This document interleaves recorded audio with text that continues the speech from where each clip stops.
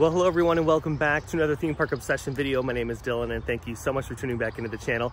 Today I'm back in the Theme Park Obsession office to talk about Universal Orlando's latest announcement regarding Epic Universe. Leading up to the grand opening of Epic Universe, Universal will be showing off each of those 5 theme worlds, and they've already shown off Celestial Park, which is the central hub of Epic Universe. But today, at the time of making this video, they've shown off another one, and that land or world is called How to Train Your Dragon Isle of Berk. Now, before we get into the juicy details for those that are not aware of what's going on, Universal Orlando Resort is expanding. The company is building an all-new theme park, and it'll be the largest of the parks here in the United States. It's massive, and hence the name Epic Universe. It's located just a few miles down the road from the existing property where you'll find Islands of Adventure in Universal Studios Florida, along with all of the hotels and City Walk. And it's not just Epic Universe, there are 3 new hotels that will also occupy that space. So in general, this is a massive undertaking for the Universal Orlando Resort. I mean,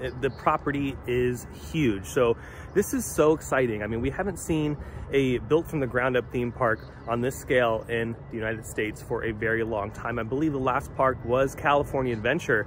And when you look at California Adventure compared to Epic Universe, you can easily fit California Adventure inside Epic Universe with no problem. But I hope that caught all of you guys up that are not really familiar with what's going on. Let's go back to the announcement, and that is How to Train Your Dragon Isle of Berk. Again, one of the 5 themed worlds inside the park. Again, the center of the park is Celestial Park. They made that announcement not too long ago.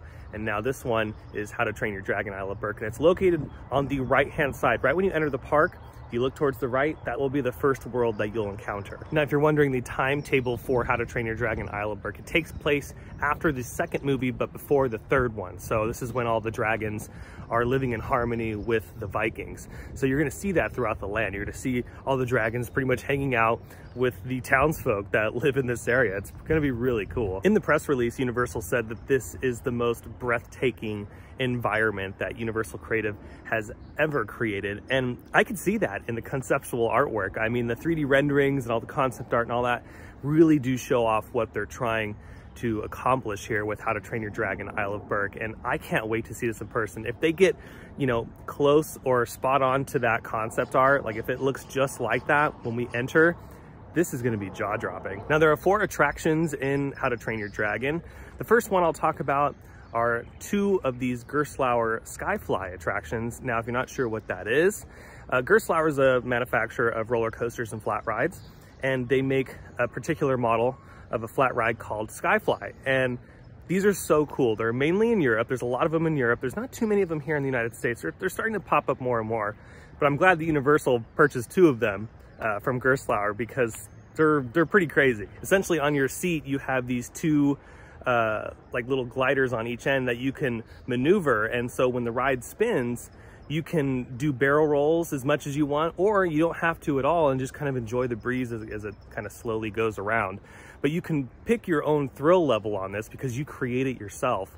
And that's actually really cool because all of the attractions in How to Train Your Dragon Isle of Berk are geared towards the family. So the fact that this thing will, you know, cater to a lot, because it's not just, okay, this is gonna be some crazy flat ride. You can tone it down yourself because you're in control. So I think this is a really good addition. And again, I'm glad that Universal purchased these because we just don't really see too many of them in the United States. The official name of the attraction is Dragon Racers Rally.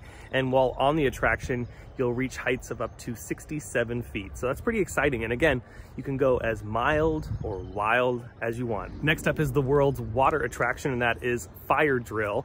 This looks to be a mock interactive boat ride. We've seen a couple of these scattered around the world, and this one is looking to be like one of those rides where if you just want to get soaking wet, you got to jump on this one. On this attraction, you're going to be battling against another team, and you're also going to be hitting targets, and a bunch of other little obstacles are going to be scattered throughout the attraction's layout. It looks to be really fun. I've never been on one of these before, so this will probably be my first time riding this particular model by Mack, at least if that's who's making this one. Because there's been a couple of them that I've seen around the world and at different parks, but I just have never gotten the courage to ride one because, yeah, you can get incredibly soaked on this. So for Florida, I think this is going to be perfect, especially during the summer because it just gets so brutally hot. So this is going to be a go-to for so many at Epic Universe if they want to get wet. And again, an attraction for the entire family. This is a slow moving boat ride, and its main purpose is just for you to get soaked. And when you incorporate all the targets and interacting with the guests on land, I mean, it's gonna be really cool. And again, in the concept art, this thing looks gorgeous. There's so many little elements to this that kind of create this experience that, again, is immersive. The entire land is really immersive, and it also has this like cartoony aspect to it, at least judging from the concept art, and I kind of like that art direction for this ride. And like Popeyes, I think it's going to be a really good idea to wear some board shorts and sandals on this one, because again, it's a slow moving boat ride. You're going through those obstacles not very quickly at all, so if there's a water obstacle coming, oh, just get ready. And it looks like in the concept art, yeah, you're not gonna come off this thing dry. Now, another attraction in the How to Train Your Dragon Isle of Berk world is Hiccup's Wing Gliders, and that is a family roller coaster. I'm not too sure of the manufacturer. I've heard little rumblings here and there online that it is manufactured by Intamin. And like Hagrid's over at Islands of Adventure, this roller coaster will be interacting with the space around it and will be geared towards the family. This is not some crazy out of control roller coaster like Starfall Racers is in Celestial Park. This will be on a more toned down scale, perfect for nearly everybody. And the fact that the coaster is going to be interacting with the space around it, I think is a really cool aspect of it, especially the parts over the water. The main like lagoon that's in the world will have moments where the coaster goes over and then underneath a couple bridges and then over water again. And in the concept art, it looks like there's going to be a cool water effect when the coaster gets really close to the water's edge. And I wouldn't be surprised if it's a very similar effect like we've seen at SeaWorld Orlando with their Manta coaster, and then SeaWorld San Diego with our Manta coaster.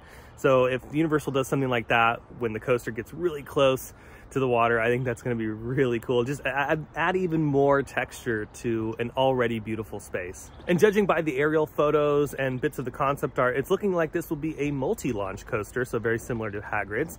Obviously just a different seating configuration, but I can't wait. This is going to be really exciting, and it looks like there also is going to be a few different show scenes with animatronics and fog effects and some other little surprises. You know, they obviously didn't announce everything in this official look at How to Train Your Dragon. They're obviously keeping some things a secret, but it is exciting to see the concept art and to really think like, oh, okay, what's gonna be happening here? Because I think there's gonna be a few more surprises that we're just not expecting, especially on this roller coaster. And the last attraction is a stage show, and this stage show is very grand in scale, and it's pretty much a carbon copy of the show that we've seen in Beijing at Universal Studios Beijing, and that's the Untrainable show. Now, if you've never seen the show before on YouTube or in person, if you've gone to China, it is incredibly impressive, and I'll show just little clips here and there. I don't want to spoil the entire thing for those that haven't seen it, but it is really, really darn good, and I think this stage show is going to be a smash hit for everyone because of the puppetry that's in it. The show has these really massive puppets, and they interact with the performers on stage, and it's just really well done. So I think this is going to be like that cherry on top in an already pretty stacked world. But that's not all. It's not just the attractions. There's also a few shopping areas and quick service locations. And one restaurant in particular in the land I wanted to talk about is the Mead Hall. This looks beautiful. I mean, if they can, again, if they can get really close to the concept art or just get it spot on, like just like the concept art or even better, this will probably be the most impressive dining space that we've seen in quite some time. And I love when theme parks do this, when they just really push the boundaries, because it really does look like you're in the movie. So they did a really good job with that. And judging from the aerial images that we've seen from BioReconstruct over on X, over you know, the past couple of years of them building this, it does look very large. So I think the scale is going to be there, and I'm just keeping my fingers crossed that they spend the right amount of money to make it look just like the concept. Universal also talked about meet and greets and how you'll be able to meet some of your favorite characters from How to Train Your Dragon. And I think this is a really great element to the world overall, because it's not just, you know, it's like an overall package. You have the attractions, you have the show, then you have the meet and greets, then you have like, I mean, the whole thing is stacked pretty good. The entertainment value is very high already at Epic Universe, and they haven't even shown off the other worlds. There's still Super Nintendo World, the Dark Universe, and then the Wizarding World. So there's still 3 more to go. And just from the 2 worlds that they've shown off, we're already getting a pretty good entertainment value. Overall, How to Train Your Dragon looks stunning, and I can't wait to see this in person. We're not that far off. We're about a year out. I'm thinking we're about a year out because they removed the summer 2025 from the opening timetable, and now they just say 2025. So I'm thinking the park is gonna open slightly earlier than we think. And when you look at the construction photos that are online, I mean, the progress is impressive. I mean, huge shout out to Universal Creative and the crews that are building this, because I mean, it really is refreshing to see. Like I've said in other Universal videos, it's refreshing to see a team get together and a company get together to just produce something very, very quickly. That's also very high quality. So, I mean, I think this is gonna open a few months earlier than summer. And I think this is one of those lands that might make me tear up a little bit just because of the scale and what they're kind of going for here. But really, when I think about it, I think all the lands or all the worlds in Epic Universe might make me tear up because they all just seem so darn good. I mean, the entire park is stacked. The park is stacked. So just already, from showing off Celestial Park and How to Train Your Dragon, I think Universal's already just, they already know they're winning. They already know that they got the crown. And I think How to Train Your Dragon solidified that even more. And again, they haven't even shown off the other 3 worlds. I'm really excited to ride the rides. I'm excited to try the food. And speaking of the food, like, I wonder if they're gonna have a bunch of like specialty things that are like very creative and unique for How to Train Your Dragon. I'm really excited to try all that stuff. Oh, and another thing that I've noticed is in the concept art, they showed this one dragon like breathing down like ice or mist or something onto the crowd. And I believe that is another quick service location that it's located at. And that's another element that I think is really cool about this land, is that the dragons are kind of everywhere. And in concept, it's looking like some of these that are just scattered around the land are going to be animatronics. So like, there's kineticism here. There's finally some kineticism. Like, yeah, some of these parks build these massive lands and there's nothing moving. There's nothing going on. Galaxy's Edge, hint, hint, wink, wink. Like, Galaxy's Edge is beautiful. Like, I think it's definitely one of the most beautiful things that Disney's ever built. But the problem that I have with Galaxy's Edge is there's no kineticism. There's nothing moving around besides the people. And it's like, I wish they would have had more in the land. Like, there's a couple things here and there. Like there's like, you know, the moving robot at Ronto's Roasters. There's the robot inside, you know, the gift shop. So it's kind of there, but we need more. And I think with How to Train Your Dragon, at least what they've shown off, it's looking like there's multiple areas in the land that have that kineticism that we're missing. And one more thing before I slowly start to close this out. Universal did hint, and they've said this before, they've said it like multiple times. They've talked about how, you know, you're gonna be interacting with the dragons, you're gonna be, you know, experiencing this with the Vikings and all that. But they've also said that you're going to see the dragons flying around the land. We have dragons flying overhead. And I've said this a couple times, and I'm thinking that's one of the surprises that's up their sleeve. I think they're gonna be working with some drones here, and at certain times of the day, and obviously certain areas of the land, because you can't have that kind of stuff fly over guest footpaths. But like in places where you can see this, I think they're gonna have some drones that are decked out to be dragons flying off in the distance. Like, if they can pull that off, oh man, that is epic. This entire theme park is so exciting, and I just can't wait to see it for myself. I can't wait to go and live my Epic Universe journey, because I'm gonna be in this park for like 5 days. The Florida trip that I'm planning for when this thing opens up is insane. So just get ready for that on the channel. I plan on being out in Orlando for quite a few weeks when this thing opens up, because I think it's going to be spectacular. And they've already shown off 2 lands. Celestial Park looks beautiful. They're bringing the quote-unquote park back in theme park, which if you haven't seen those renderings, they're stunning. I'll flash a couple of them up right now. I mean, there's so many trees and water elements. And oh, that's another thing, the water. So obviously I talked about the lagoon and How to Train Your Dragon, but there looks to be another water feature near the Mead Hall restaurant. And like I've always been saying, like, water features are so important, and they add to that kineticism that I was talking about earlier. But it's just, I don't know, seeing water in a space like that, it's like, it's a no-brainer. Like, you should have water everywhere. And the fact that Epic Universe has so much water, like it's a huge component of the theme park, is awesome. I love that Celestial Park has these massive lagoons, and I love how so far out of these two worlds that they've shown off, they each have a pretty nice water feature in them. Whether it be a splash pad, a fountain, or a giant lagoon, I'm all for it, and I hope each of the lands has something. You know, the Wizarding World, they're obviously not going to have some giant lagoon in the Wizarding World, but if they can have a couple fountains in there, hey, you won me over. What an exciting time to be a theme park enthusiast, you know, like what an exciting time to be a fan of Universal right now. They are going through some of the best years that they've ever experienced. So I think this might just still be the tip edge of the iceberg. I think Universal has so much more up their sleeve, even after Epic Universe. And even like when it comes to Epic Universe, the expansion pads that they have allocated for this park, I mean, the plot of land that it sits on is massive. So I can only imagine what they have in store after the park is open, you know, and they're going to keep building. They're not going to stop. I don't think they're going to just let it sit. I think they're going to keep innovating, and I think they're going to keep pushing the boundaries. And for anyone sleeping on this theme park that says that, oh, it's not going to live up to the hype, or oh, some of the rides look boring or whatever, I think you are making a mistake. I think this is going to be a lot more grand and epic than we think it will be. I think once people step through those gates and they see the park firsthand, I think it'll win them over, for those that are like doubting it.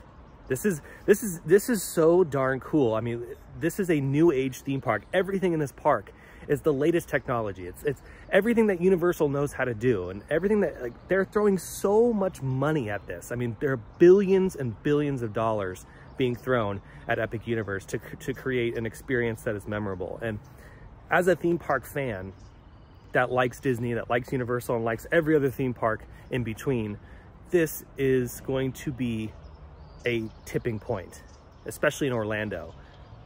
And I think this is what's going to kick everyone in the rear and force them to innovate even further.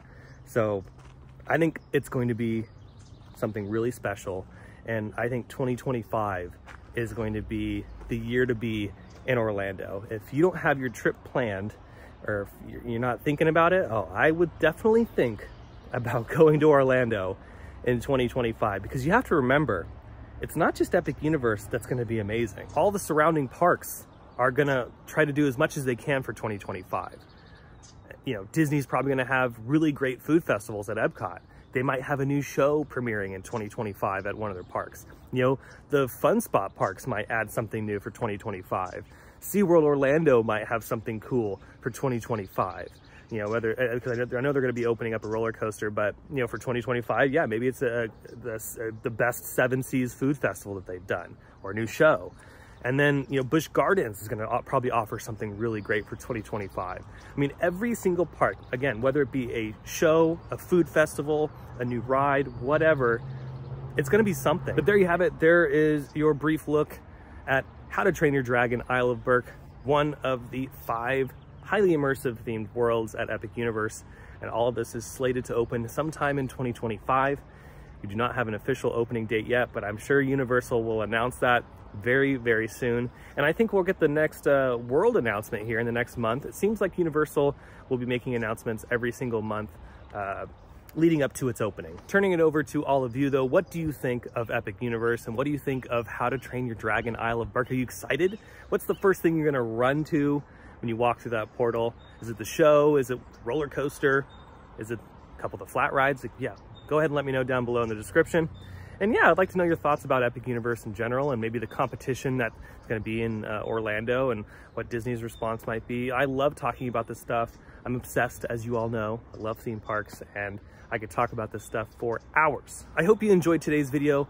Every so often I do these walk and talks, and if you did enjoy it and are excited about Epic Universe, be sure to smash the thumbs up button. And if you're new to the channel and you love these videos talking about a bunch of your favorite theme parks, consider subscribing, because I go to the parks all the time. I talk about the parks, and you won't want to miss out on any of those videos. So again, if you're not already subscribed, be sure to do that. It's free, it doesn't cost a thing, and the channel is approaching 100,000 subscribers. Don't forget to check out my other social media accounts by following those links down below in the description. But until the next video, I hope you have a beautiful day, morning, evening, whatever it is, and I'll see you next time in the parks.